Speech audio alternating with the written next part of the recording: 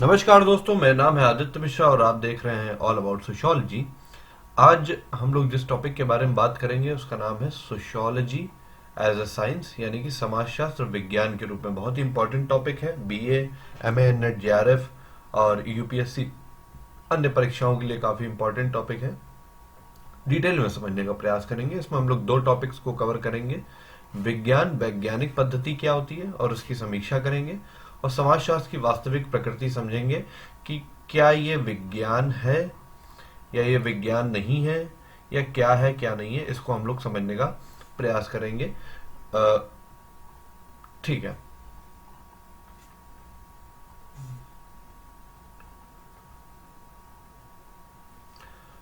देखिए, विज्ञान क्या है यहाँ पर हम लोग समझते हैं।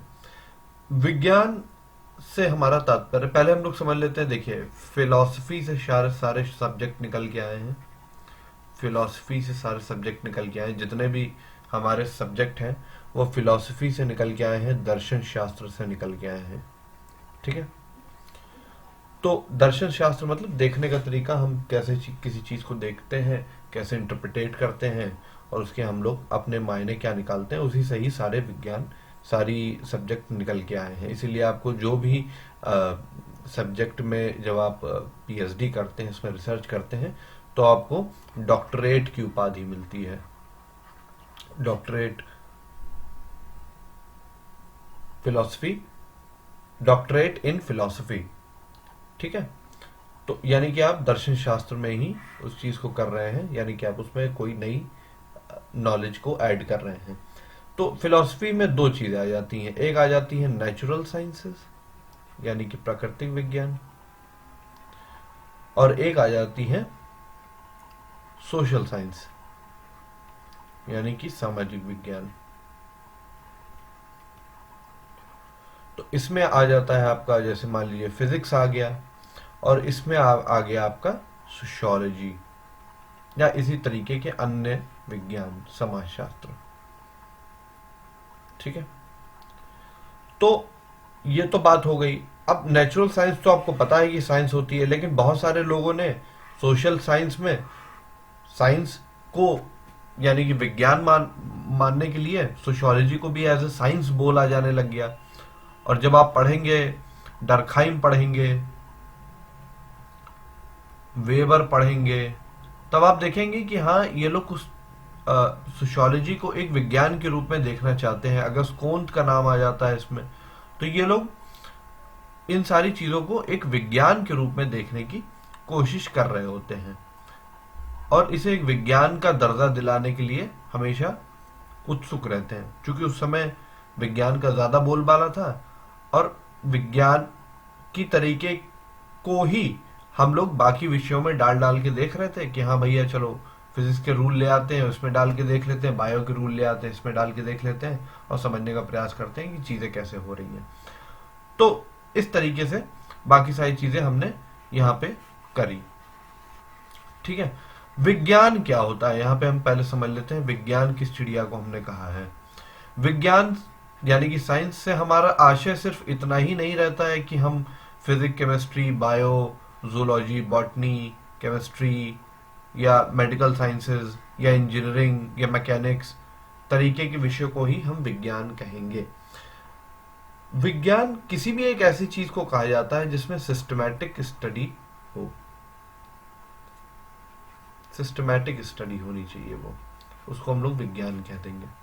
कोई भी चीज यदि सिस्टमेटाइज्ड तरीके से, व्यवस्थित ढंग से उसका अध्ययन किया जाए, तो हम लोग उसको विज्ञान कह देंगे। अब इसमें कार्ल पियर्सन का नाम आता है। बहुत इंपॉर्टेंट नाम है, आप लोग नोट कर लीजिए। और ये कहते हैं कि विज्ञान का संबंध किसी भी अध्ययन वस्तु से नहीं होता है, बल्कि इसकी वैज्ञानिक पद्धति से होता है।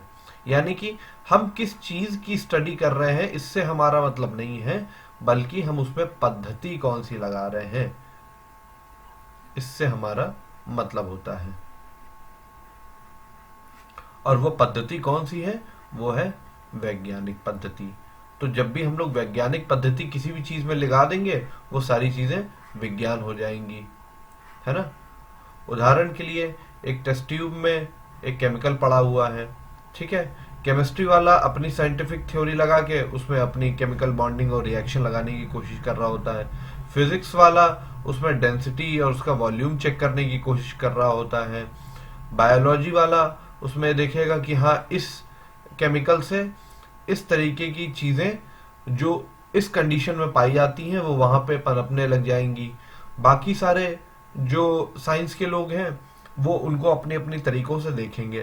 तो हर एक का जो अध्ययन पद्धति का तरीका है वो तो अलग हो सकता है, पर वो सारे किस चीज से जुड़े रहते हैं, वो सारे के सारे एक वैज्ञानिक पद्धति से अपने आप को उन्होंने जोड़ा हुआ रहता है।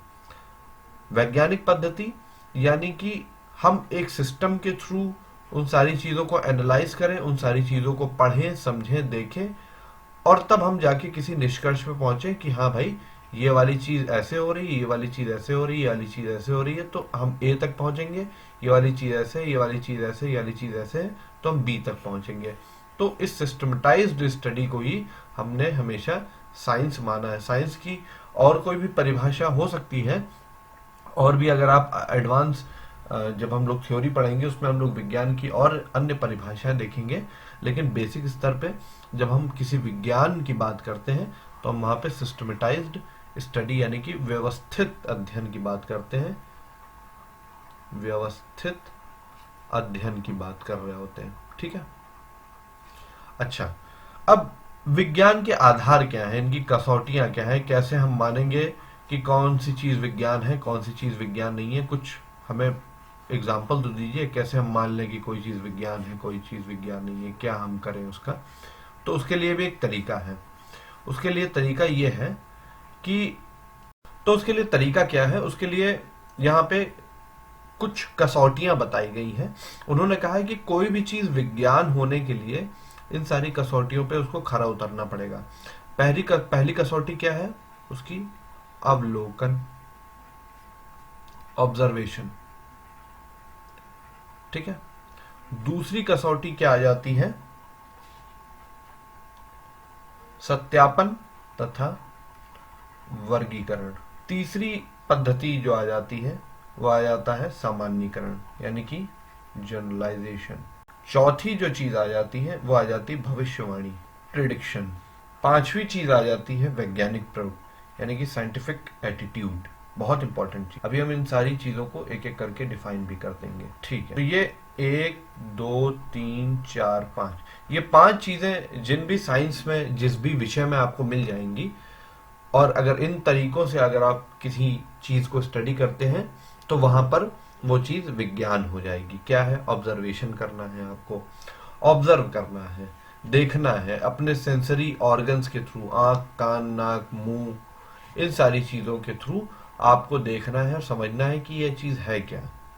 इसको प्रत्यक्ष या अप्रत्यक्ष रूप से हमें समझना है।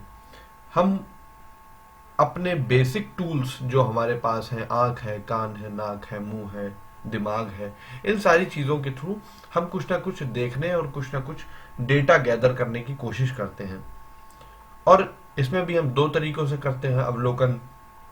एक अवलोकन हो जाता है स्वतंत्र अवलोकन और एक हो जाता है नियंत्रित अवलोकन। स्वतंत्र अवलोकन क्या हो जाता है, जैसे आप किसी मॉल में गए और वहां पे आपने देखा कि भाई इस फला डे पर कुछ लोग इस रंग के कपड़े पहन के आते हैं। इस तरीके का आपका एक बेसिक सा ऑब्जर्वेशन था कि मान के चलते हैं कि ट्यूसडे पे लोगों ने लाल कपड़े कुछ ज्यादा पहन रखे हैं। क्या बात है, पता नहीं, कुछ होगा, आगे देखेंगे। ऐसा हमने रफली ऑब्जर्व किया। तो ये तो हो गया हमारा स्वतंत्र अवलोकन, स्वतंत्र अवलोकन। और दूसरी चीज आती है नियंत्रित अवलोकन। नियंत्रित अवलोकन क्या होता है, जैसे आपने कभी कभी आप अखबारों में देखा होगा ना कि ये अवलोकन या ये एक्सपेरिमेंट हम लोगों ने इतने लोगों पे किया, ये सारी चीजें हमने कांस्टेंट थी, तो उसमें वहां पर आ जाता है नियंत्रित अवलोकन। नियंत्रित अवलोकन में क्या होता है कि जैसे आपने कुछ लोगों का देखना है कि भैया बर्गर खाने से कितने लोग मोटे हो जाते हैं, तो आपने क्या किया, एक खास प्रकार का बर्गर बनाया जिसमें इतने ग्राम किलो कैलोरी होगी, और इतने एज ग्रुप वालों को ही उसको आपने खिलाया। यानी कि आपने जो इनपुट दिया वो भी आपने कंट्रोल करके रखा हुआ था, यानी कि आपकी मर्जी का था, और जो एज थी वो भी आपकी मर्जी की थी, और फिर आपने उसमें चीजें ऑब्जर्व करने की कोशिश करी। हो सकता है कि किलो कैलोरी एक बार एक एक्सपेरिमेंट में आपने 500 रखी, फिर एक में आपने 1000 रख दी, और इस तरीके से आप कंट्रोल कर करके देख रहे हैं कि उसके हिसाब से उनके वेट पे क्या प्रभाव पड़ेगा। यहाँ पर कुछ नहीं है, आप एक दिन गए साधारण, और आपने एक दिन चुन लिया, और आपने देख लिया कि वहां पे रंग है। हो सकता है कि उस दिन रंग वो लाल नहीं पहने होते, वो पीला पहने होते, तो वो वहां पे स्वतंत्र है। ठीक है। सेकंड चीज आ जाती सत्यापन तथा वर्गीकरण, verification and classification. Verification and classification. तो वेरिफिकेशन का क्या मतलब होता है? वेरीफाई कर लीजिए, एक बार सत्यापित कर लीजिए उस चीज को जो आपने पाई है, उसको हम लोग बार बार करके देखेंगे कि हाँ भैया वो चीज सत्य है या नहीं है। जैसे आपने कोई रास्ता देखा कि भैया ये वाला रास्ता इधर से इधर जाके, इधर से इधर जाके यहाँ पे वो चीज मिल जाती है। आपने अपने दोस्त को आगे बताया कि अरे यार उस चीज का रास्ता तो ऐसे है। उसने कहा चलो अच्छा दिखाओ। मैं आप ऐसे गए, ऐसे गए, ऐसे गए, ऐसे गए, ये देखो मिल गया। हर बार अब ये रास्ता वेरीफाई हो चुका है कि भैया इस रास्ते से ऐसे जाएंगे, इस रास्ते से ऐसे जाएंगे, तो हमें ये वाली चीज मिल जाएगी। ये हमारा वेरिफिकेशन हो गया, सत्यापन हो गया। हर बार हमें इसी तरीके से जाना है और वो वाली चीज हमें मिल जाएगी किसी भी कंडीशन में। और वर्गीकरण का क्या मतलब है कि बहुत सारी नॉलेज हमारे पास आ जाती। मान लीजिए हमारे पास ABCD ऐसे करके बहुत सारा डेटा आ गया, तो ए टाइप का जो डेटा है उसको हम लोगों ने एक अलमारी में रखा, बी टाइप का जो डेटा है उसको एक अलमारी में रखा, सी टाइप का डेटा है जो एक अलमारी में रखा, डी टाइप का है उसको एक अलमारी में रखा, और इसको हम लोगों ने बोल दिया क्या? वर्गीकरण। ठीक है। इसको हम लोगों ने बोल दिया वर्गीकरण, यानी कि क्लासिफाई कर दिया है कि एक तरीके की चीजें एक क्लास में रहेंगी, एक तरीके की चीजें एक क्लास में रहेंगी, ताकि हमें स्टडी करने में आसानी हो। तीसरी जो चीज आती बहुत इंपॉर्टेंट है, सामान्यीकरण, जनरलाइजेशन। इसका मतलब यह होता है कि हम कोई सामान्य कथन कह सके जो एक लार्ज पॉपुलेशन पे, एक लार्ज फील्ड पर लागू होता हो। उदाहरण के लिए सामान्यीकरण ये है कि ग्रेविटी नाम की चीज होती है, और ग्रेविटी में कोई चीज ऊपर फेंकेंगे तो वो चीज नीचे आएगी। ठीक है। इसका सत्यापन भी कर सकते हैं। आपने एक बॉल ली, छत पे गए, ऊपर फेंकी, वो नीचे आ गई। ठीक है। आप एक काम करिए, आप पोल्स पे चले जाइए, और वहां पर आपने एक बॉल फेंकी ऊपर की तरफ, वो भी नीचे आ गई। तो ग्रेविटी कहती है कि जो चीज ऊपर जाएगी वो चीज नीचे आएगी। और ये एक सामान्यीकरण दे दिया, एक जनरलाइजेशन दे दिया। जैसे हम लोग बहुत सारे बातचीत में बोलते हैं ना कि यार इस तरीके से जनरलाइज मत करो, इतना जनरलाइज नहीं बोलना चाहिए, ये चीज क्यों बोल देते हो कि लड़कियों को छोटे कपड़े नहीं पहनने चाहिए, ये जनरलाइज टर्म क्यों दे देते हो। ठीक है।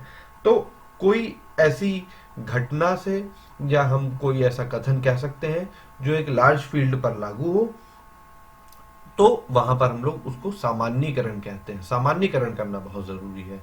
यानी कि एक कथन आप जैसे एक कह दीजिए कि ऐसा होता है, ये वाली चीजें ऐसे करी जाती हैं, तो वहां पर हम लोग उसको सामान्यीकरण कह सकते हैं। भविष्यवाणी करने की उसमें काबिलियत होनी चाहिए। कोई चीज कितनी ज्यादा भविष्यवाणी की जा सकती है उस चीज के बारे में, वो उतना ही ज्यादा विज्ञान बन जाएगा। जैसे हम बोलेंगे कि भैया पहले 2 आया, फिर 4 आया, फिर 6 आया, फिर इस तरीके से n नंबर पर कौन सा टर्म आएगा, उसके लिए हम लोगों ने एक फॉर्मूला बना रखा है। AP में अर्थमेटिक प्रोग्रेशन में आप वाला फॉर्मूला लगाइए, वहां तक आप पहुंच जाएंगे। तो ये तो मैथमेटिक्स की भविष्यवाणी हो गई। लेकिन समाज के लिए हम भविष्यवाणी कर सकते हैं, हाँ बहुत सी जगह पे हम कर भी सकते हैं। तो जितनी ज्यादा भविष्यवाणी अगर हम किसी विषय के लिए कर सकेंगे, उतनी ज्यादा उसकी पॉसिबिलिटी है कि वो विज्ञान बन जाएगा।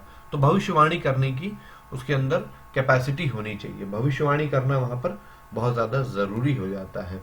फिर अगली चीज आती है वैज्ञानिक प्रवृत्ति, यानी कि साइंटिफिक एटीट्यूड। साइंटिफिक एटीट्यूड की बात करी है जिल ने। इसको ठीक है, ये नाम आप लोग नोट कर लीजिएगा। जिलिन ने इसकी बात करी है साइंटिफिक एटीट्यूड की, और इसमें इन्होंने बताया कि जो अध्ययन करता है वो अपने व्यक्तिगत विचारों को अलग रख के, कि वो क्या मानता है उसको अलग करके, वो जब अध्ययन करेगा और उसको क्रिटिकली एनालाइज करने की कोशिश करेगा। क्रिटिकली एनालाइज करने की कोशिश का ये मतलब है कि वो जो मान रहा है वही नहीं हो जाए, या उसी चीज को साबित करने के लिए नहीं हो जाए। यानी कि अगर उसने मान लिया कि यही रास्ता है यहां से यहां पहुंचने का, तो वो वैज्ञानिक प्रवृत्ति नहीं मानी जाएगी। वो इस बात को थोड़ा सा झुटलाए भी, या इसको क्रिटिकली एनालाइज करे, वो देखने की कोशिश करे कि यार कोई और तरीका तो नहीं है, क्या पता ऐसे करके तो नहीं पहुंच सकते हैं, क्या पता ऐसे करके भी तो कोई रास्ता नहीं है, क्या पता यहाँ से सीधा रास्ता तो नहीं है कोई, इस तरीके से भी ढूंढने की कोशिश करे। और जब इस तरीके का एटीट्यूड वो डेवलप कर लेता है, तब हम उसको साइंटिफिक एटीट्यूड बोलते हैं वहां पे। और जहां पे वो अपने पर्सनल बायसनेस नहीं रखता है कि हाँ मुझे तो मजा आती है इस रास्ते में जाने में, तो यही रास्ता सही है, बाकी रास्ता कोई सही नहीं है। ये क्या बात हुई भाई, क्या पता ये वाला रास्ता सही हो, क्या पता ये वाला रास्ता ज्यादा बढ़िया हो, इसमें कम किराया लगता हो। तो साइंटिफिक एटीट्यूड वहां पर बहुत जरूरी है। तो हमने बात करी वैज्ञानिक पद्धति का प्रयोग किया गया हो किसी व्यवस्थित अध्ययन में, उसमें क्या है का विवेचन हो। मतलब क्या है से मतलब हम ये ना बताएं कि ये वाली चीज होनी चाहिए, ये वाली चीज नहीं होनी चाहिए, समाज में ऐसा होना चाहिए, समाज में ऐसा नहीं होना चाहिए, ये सब हम बात नहीं करेंगे। हम बात करेंगे कि क्या है, ये चीज क्या है, वो चीज क्या है, ऐसा क्या होता है, वैसा क्या होता है, वैसा क्यों हो रहा है, ऐसा क्यों नहीं हो रहा है, इसके बारे में हम लोग बातचीत करेंगे। हम लोग किसी चीज को सही गलत नहीं बताएंगे यहाँ पे। तो जिस भी ज्ञान की शाखा में, या जो भी चीज आप स्टडी करेंगे, या जो भी विषय आप उठाएंगे, उनमें अगर ये पांचों चीजें, जिसमें अवलोकन, सत्यापन तथा वर्गीकरण, सामान्यीकरण, भविष्यवाणी, वैज्ञानिक प्रवृत्ति, अगर ये सारी चीजें इनमें जितनी ज्यादा मौजूद होंगी, जितना ज्यादा स्पष्ट रूप से विद्यमान होंगी, जितना स्पष्ट होंगी ये सारी चीजें, उतना ही वो चीज और ज्यादा विज्ञान बनेगी। पहले नंबर पे अगस्त कोंत ने मैथमेटिक्स को सबसे सिंपल विज्ञान रखा है, कि इसमें बहुत ज्यादा तीन झाम नहीं है। मैथमेटिक्स है, सिंपल रूल्स हैं, लगाइए आगे बढ़ जाइए, आपको सिंपल सिंपल रूल्स मिलते जाएंगे। हालांकि वो अपने आप में कॉम्प्लिकेटेड विषय है, लेकिन उन्होंने कहा कि बाकी विषयों के कंपैरिजन में ये सबसे इजी साइंस है, सबसे एलिमेंट्री साइंस है, जो कि किसी और साइंस पे डिपेंड नहीं रहती है।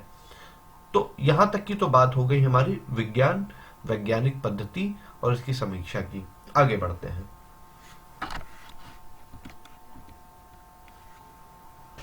समाजशास्त्र की वैज्ञानिक प्रकृति की बात करते हैं।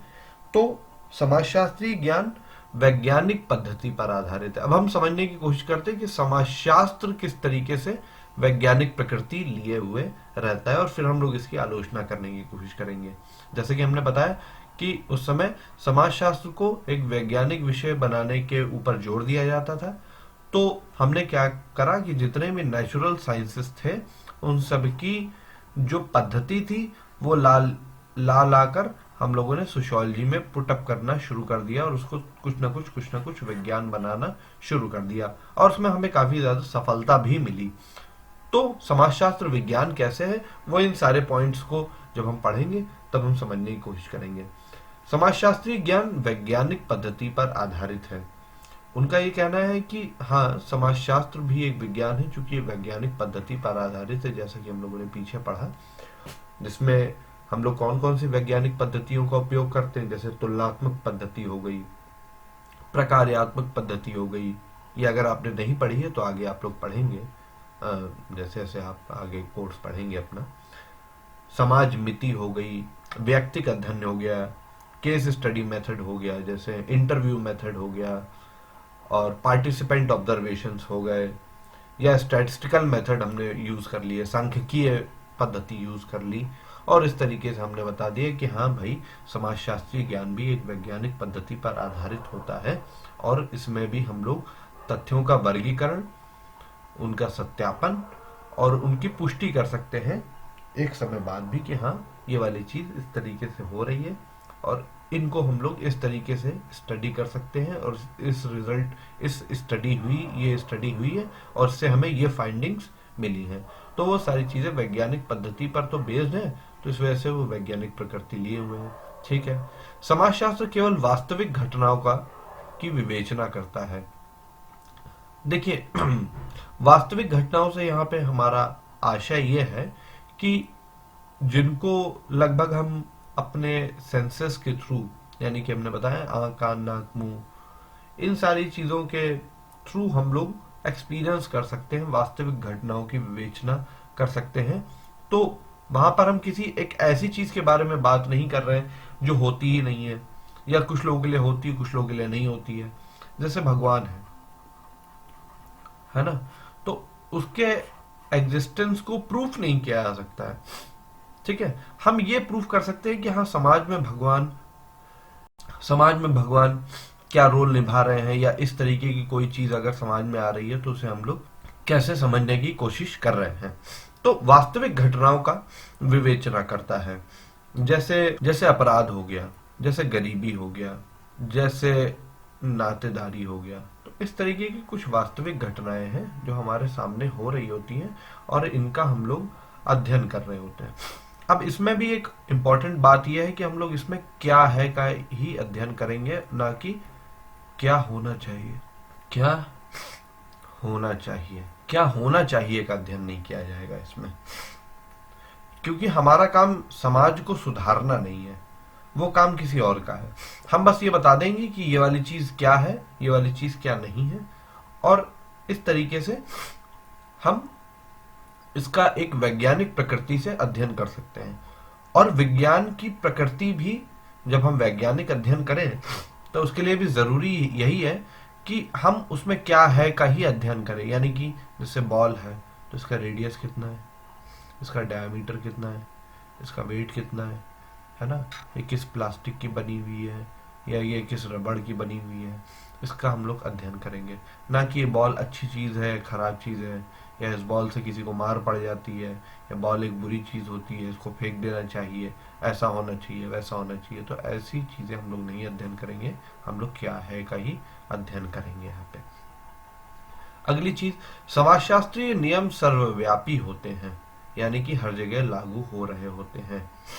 सर्वव्यापी से मतलब ऐसा नहीं है कि पूरी दुनिया में एक ही तरीके के नियम लागू हो रहे हैं, लेकिन हाँ अगर कोई बात ए स्टेटमेंट कहा गया है तो वो आप दुनिया के लगभग एरिया पे आप उसको लागू होता हुआ देख सकते हैं, और कभी कभी आप पूरे उस पर भी देख सकते हैं। उदाहरण के लिए जैसे बोला गया कि समाज हमेशा सरल से जटिल की तरफ बढ़ता है, सरल से जटिल की तरफ बढ़ता है। तो ठीक है, आप कोई भी समाज उठा के देख लीजिए, वो वहां पे सरल से जटिल की ओर बढ़ रहा होता है। लेकिन हालांकि इसमें भी एक्सेप्शंस आपको मिल जाते हैं। बहुत सारे ट्राइबल सोसाइटीज हैं, वो जैसी पहले थी वो वैसी अभी भी हैं, वो न सरल थी न जटिल हुई न कुछ हुआ, उनमें बहुत ज्यादा परिवर्तन नहीं हो पाया, तो वो वहां पे रूल फेल हो जाता है। लेकिन ऐसे तो साइंस का हर रूल फेल होगा कहीं ना कहीं, तो क्या हम उसको साइंस बोलना छोड़ देंगे? नहीं। तो सरल से जटिल होने की जो चीज है, या समाज हमेशा क्या कहते हैं अपवर्ड मोबिलिटी या डाउनवर्ड मोबिलिटी, दोनों में से कोई एक चीज करेगा, तो इस तरीके की चीजें यहाँ पे आ जाती हैं।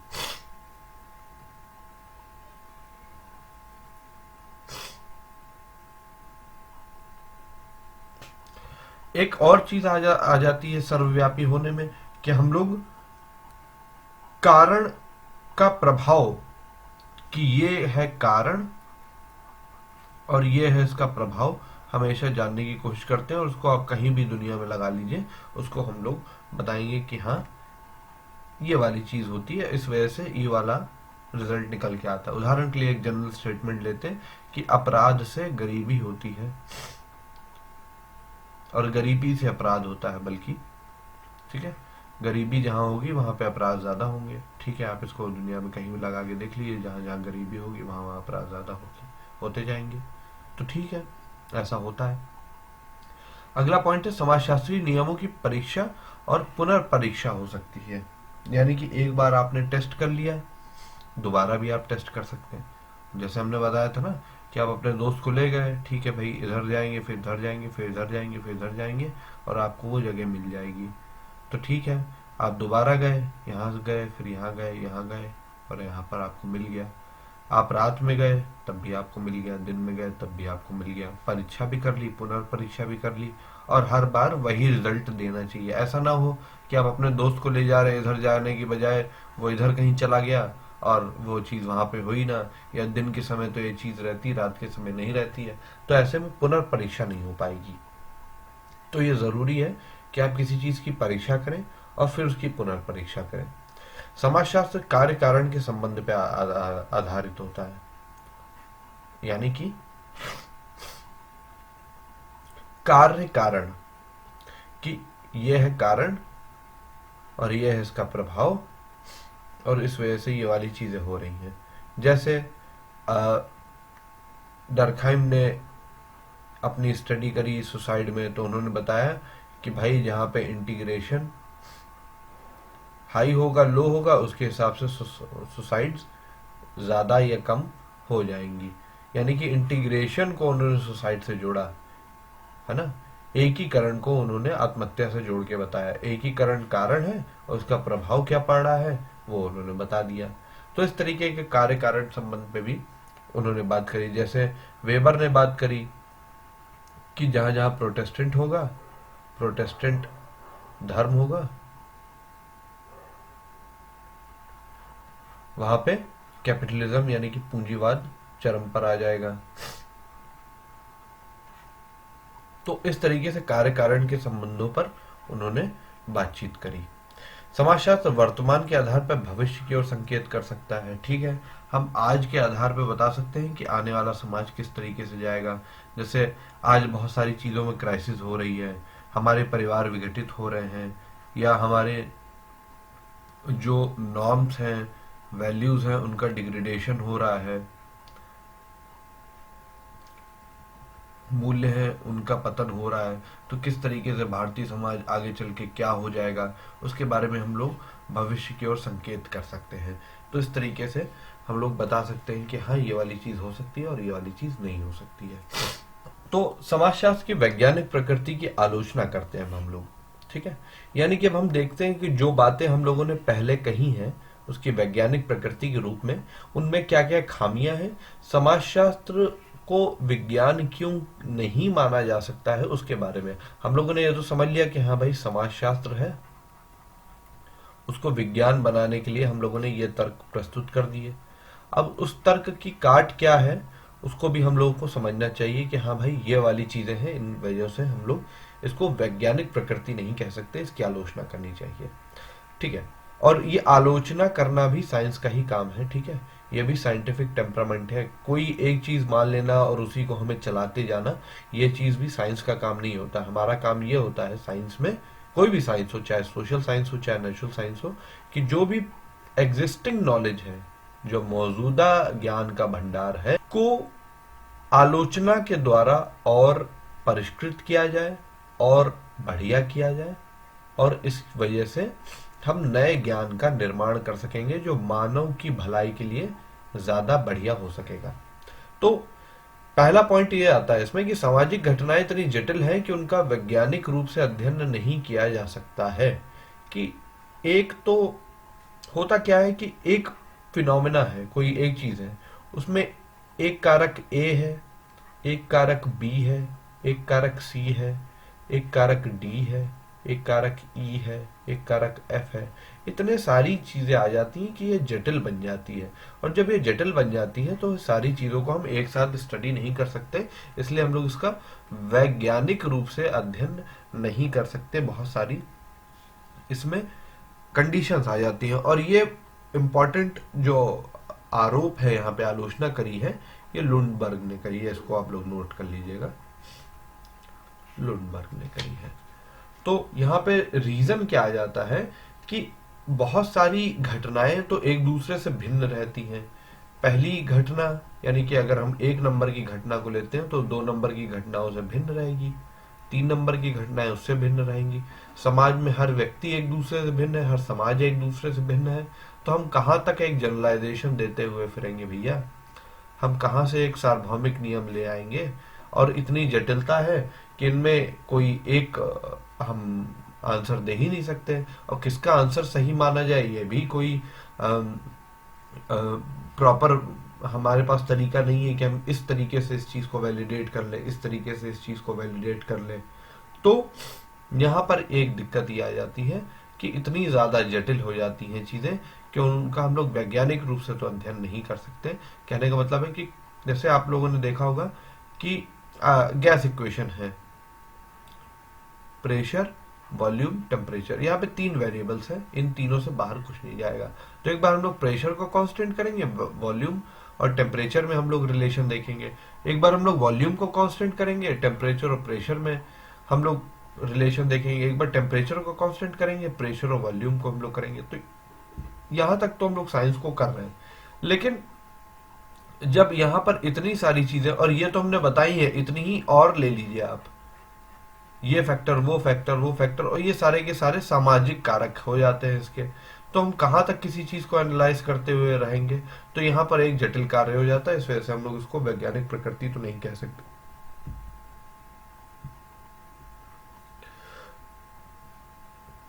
पर अब जब बात आगे बढ़ती है तो बाकी साइंटिस्ट ये कहते हैं कि कोई भी चीज अगर कॉम्प्लिकेटेड हो जाती है या कई सारे उसमें वेरिएबल्स हो जाते हैं, तो इसका मतलब ये तो नहीं है कि हम उसको विज्ञान नहीं कह पाएंगे। भाई आप अपनी जो पद्धति है, जो चीजों को समझने का तरीका है, उसको और बढ़ाइए, है ना? क्योंकि किसी परिवार में मान लीजिए कोई बच्चा कोई भाषा बोलता है जो बाकी सबके समझ में नहीं आती है, तो अब इस हिसाब से तो बच्चा ठीक से बोल नहीं पा रहा है, हालांकि वो अपनी भाषा बोल रहा है, लेकिन बाकियों के लिए वो जटिल है, और बाकियों की भाषा जो है वो उसके लिए जटिल है। तो यानी कि हमें उसके स्तर पे जाके समझना चाहिए और ये देखना चाहिए कि वो क्यों अवैज्ञानिक हम उसको बोल रहे हैं, उसके पीछे क्या कारण है। कहीं ऐसा तो नहीं कि हमारी खुद की कमियां जो हैं वो उसको विज्ञान बनने की से रोक रही हैं। दूसरी जो कि सामाजिक घटनाओं को नापा तोला नहीं जा सकता है, नापा तोला नहीं जा सकता है कि भाई हमने उसका वेट ले लिया, हमने उसकी डेंसिटी नाप ली, हमने उसका वॉल्यूम चेक कर लिया, ऐसा कुछ नहीं हो सकता। तो ये नापा तोला नहीं जा सकता है, इस वजह से हम उसको वैज्ञानिक प्रकृति नहीं बोल सकते। तो लुंडबर्ग कहते हैं कि ऐसा थोड़े ना होता है, कोई भी बहुत सारी चीज़ों में बहुत सारे साइंस हैं जिनको हम लोग नापा तोला नहीं जा सकता है, तो क्या हम लोग उसको विज्ञान नहीं कहेंगे? या आदिम जनजातियां जो प्रिमिटिव मेडिकल साइंसेस थी, उनकी उनकी जो एशियंट जो टेक्निक्स थी, मेडिकल टेक्निक्स थी, उनमें तो कोई साइंटिफिक नोशन नहीं होता था, लेकिन तब भी हालांकि उसमें होता था। जब उसकी स्टडी करेंगे तो वो साइंटिफिक नोशन से हो जाएंगी चीज़ें, लेकिन तब भी वो वहाँ पर वेट नहीं है और डेंसिटी ऐसी, वॉल्यूम जैसी ना, यानी कि नापा तोला तो नहीं जा रहा है। या बहुत सारी चीज़ें हैं जो साइंस हैं जिनमें नापा तोला नहीं जा रहा है, मतलब स्केलिंग नहीं हो रही है। कहने का यहाँ पे ये मतलब है सिंपल सिंपल कि स्केलिंग नहीं हो रही है, तो वहाँ पे हम लोग कैसे चीज़ों को करेंगे? तो उन्होंने कहा कि ऐसी कोई ज़रूरी चीज़ नहीं कि स्केलिंग हो, हम लोग क्वालिटेटिव और क्वांटिटेटिव दोनों तरीकों से हम लोग इसको स्टडी कर सकते हैं, यानी कि परिमाणात्मक और गुणात्मक तरीके दोनों से हम लोग इसको स्टडी कर सकते हैं। तीसरी जो सबसे बड़ी और अब तक की सबसे इम्पोर्टेंट क्रिटिक निकल के आती है वो वस्तुनिष्ठता का अभाव है। वस्तुनिष्ठता का अभाव का क्या मतलब होता है कि एक चीज है जो सभी के लिए समान रूप से लागू होती है, सभी के लिए समान है। उदाहरण के लिए एक पेन है, तो वो पेन आपके लिए भी पेन है, मेरे लिए भी पेन है, सभी के लिए एक पेन है, और उसको देखने का तरीका भी वही है। लेकिन एक आ जाती है चीज व्यक्ति निष्ठता। व्यक्ति निष्ठता का मतलब ये होता है कि हम किसी चीज को अपने तरीके से देख रहे होते हैं। उदाहरण के लिए कोई पेन को पेंसिल की तरीके से देख रहा हो, कोई पेन को एक डंडी की तरीके से देख रहा हो, कोई पेन को एक खिलौने के तरीके से देख रहा हो, तो क्या हो जाएगा? ये सारी चीजें व्यक्तिनिष्ठ हो जाएंगी। और वस्तुनिष्ठ का अभाव से ये मतलब भी होता है कि कहीं पर हम जाए स्टडी करने, मान लीजिए आप गांव में गए स्टडी करने, और वहां पे आपको बच्चा रोता हुआ दिख गया, तो आपके मन में दया आ गई, आपने उसे चॉकलेट खरीद के दे दी। अब आप उस परिवार में घुल मिल गए। आप गए तो थे रिसर्च करने वस्तुनिष्ठ तरीके से, यानी कि ऑब्जेक्टिव होके, यानी कि आप अपनी जो व्यक्तिगत विचारधाराएं हैं उनको आप साइड में रख देते हैं और जो चीज जैसी है उसको वैसे देखने का प्रयास करते हैं। तो इसमें कहते हैं वस्तुनिष्ठता का अभाव हो जाता है। कोई भी रिसर्चर कहीं जाएगा तो उसमें मगन हो जाएगा, या अपने मन की बात कह दी, या कभी कभी ऐसा हुआ कि गए तो थे रिसर्च करने, फिर उनका मन वहीं लग गया, फिर वो वहीं रह गए, फिर उन्हीं में उन्होंने शादी कर ली और सब कुछ वहीं पर हो गया। इस तरीके की भी चीजें होती है। तो वहां पे वस्तुनिष्ठता का भी अभाव बोला जाता है। प्रयोगशाला का भी अभाव बोला जाता है कि हाँ, प्रयोगशाला नहीं है, इसमें प्रयोगशालाएं नहीं है, यानी कि एक लैब होनी चाहिए, तो लैब का अभाव बोला जाता है यहाँ पे। तो लैब के अभाव के लिए फिर लुंडबर्ग कह देते हैं कि कोई ऐसी जरूरी नहीं है कि लैब हो, बहुत सारी साइंस होती है जिनमें लैब नहीं होती है। तो लैब नहीं होगी तो क्या वहाँ पे हम लोग एक्सपेरिमेंट नहीं कर सकते?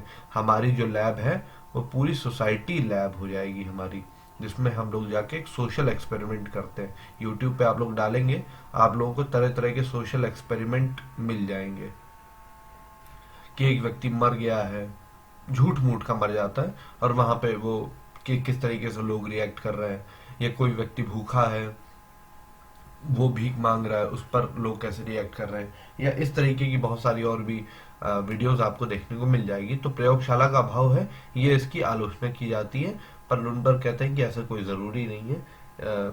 इसमें प्रयोगशाला नहीं है तो भी काम चल जाएगा।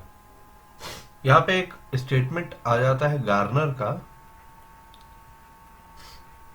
और वो बोलते हैं कि बाकी विज्ञानों की तरह हम इसमें किसी समाज के किसी भाग को हाथ में लेकर या उसके विभिन्न कोणों से देख के उसका निष्कर्ष नहीं दे सकते जिस प्रकार अन्य विज्ञानों में दिया जाता है। तो ये एक क्रिटिक करते हैं समाजशास्त्रीय पद्धति की गार्नर, जो कि बहुत ज्यादा वैलिड नहीं होती है।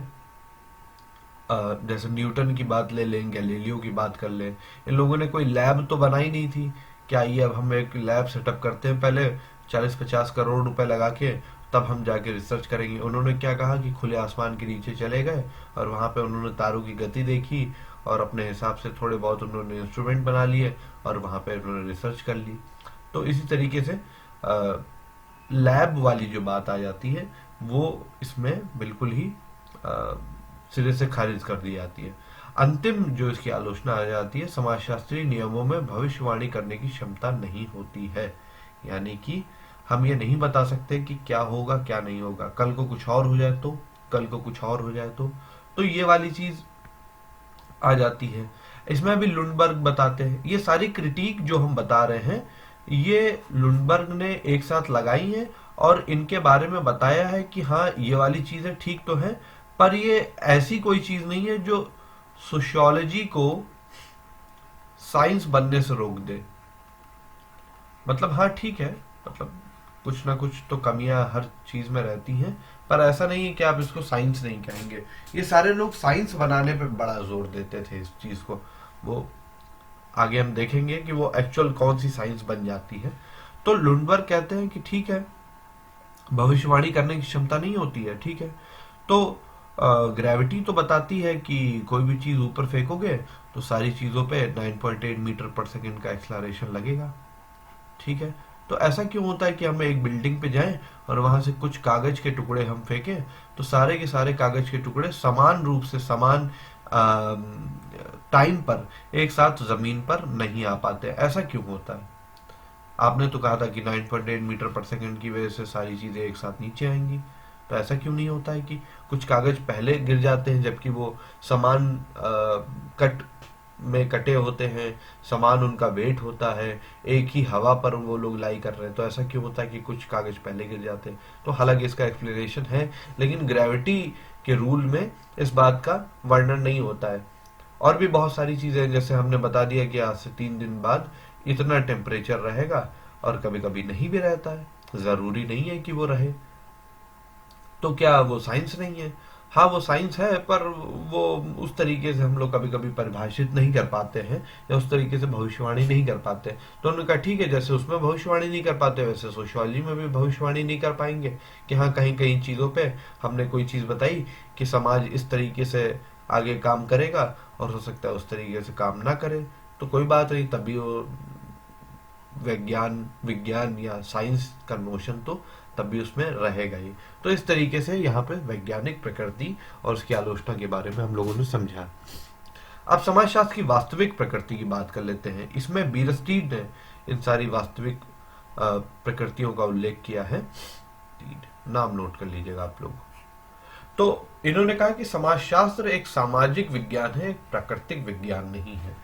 उन्होंने बताया कि भाई प्राकृतिक विज्ञान थोड़े दूसरे टाइप के साइंस है, ये सामाजिक विज्ञान थोड़े दूसरे टाइप के साइंस है। जैसे हम लोगों ने बताया ना कि भाई फिलॉसफी निकली थी, तो वहां से हम लोगों ने एक नेचुरल साइंस देखी और एक सोशल साइंस देखी। तो ये नेचुरल साइंस थोड़ी अलग टाइप की साइंस है, सोशल साइंस थोड़ी अलग टाइप की साइंस है। इसमें हम लोगों को इसकी अलग मेथोडोलॉजी लगानी पड़ेगी, मेथोडोलॉजी होनी चाहिए एक अलग। प्राकृतिक विज्ञानों वाली मेथोडोलॉजी इसमें मत लगाने लग जाओ, वरना फिर दिक्कत हो जाएगी। ठीक है, साइंस हम बोल दे रहे हैं इसको, लेकिन इसकी मेथोडोलॉजी कुछ अलग बनाइए आप लोग, तो फिर हम इसको अच्छे तरीके से साइंस कहेंगे। ठीक है, समाजशास्त्र एक वास्तविक विज्ञान है, ना कि आदर्शात्मक विज्ञान है। यानी कि हम इसमें वास्तविक घटनाओं की बात कर रहे होते हैं, ना कि आदर्शात्मक घटनाओं की बात कर रहे होते हैं। आदर्शात्मक मतलब वही बात है, फिर वही डिफरेंस आ जाता है, क्या है का विवेचन करेंगे, ना कि क्या होना चाहिए का। क्या है का हम लोग विवेचन करेंगे, यानी कि जैसे परिवार क्या है, ना कि परिवार कैसा होना चाहिए, है ना। धर्म क्या है, ना कि धर्म को क्या करना चाहिए क्या नहीं करना चाहिए, इसके बारे में हम लोग बात नहीं करेंगे। तो आदर्शात्मक यानी कि आइडल सिचुएशंस क्या होनी चाहिए, इनके बारे में हम लोग बात नहीं करेंगे। रियल सिचुएशंस क्या है, वास्तव में ऐसा होता क्यों है, ये हो क्यों रहा है। तो ज्यादा से ज्यादा हम लोग ये बता सकते हैं कि परिवार बन क्यों रहा है, किस कंडीशन में परिवार नहीं बनेंगे, ऐसी कौन सी कंडीशन आ जाए जिसमें परिवार नहीं बनेंगे, इसके बारे में एक थ्योरी दी जा सकती है। लेकिन हम लोग ये नहीं कह सकते कि परिवार को ये काम करना चाहिए, ऐसे करना चाहिए, वैसे नहीं करना चाहिए, ये काम इसका है, ये काम इसका है, इसको ये नहीं करना चाहिए, इसको वो नहीं करना चाहिए, मम्मी पापा को मारना नहीं चाहिए, या बच्चों को ये काम नहीं करना चाहिए। हम लोग इस बारे में बातचीत नहीं करेंगे। तीसरी चीज, समाजशास्त्र एक विशुद्ध विज्ञान है, व्यवहारिक विज्ञान नहीं है।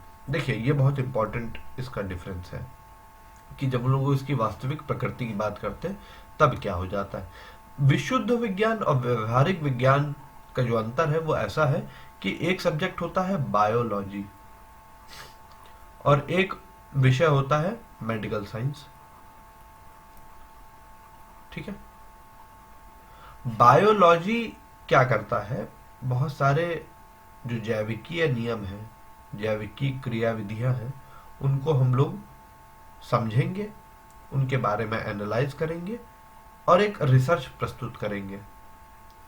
और यहाँ पे थोड़ा जो मेथड होता है वो अप्लाइड हो जाता है, चिकित्सा वाली जो चीज आ जाती है वो हो जाती है। तो यानी कि इधर से हम कच्चा माल उठाएंगे और उधर पक्के माल में हम लोग उसको बेच देंगे।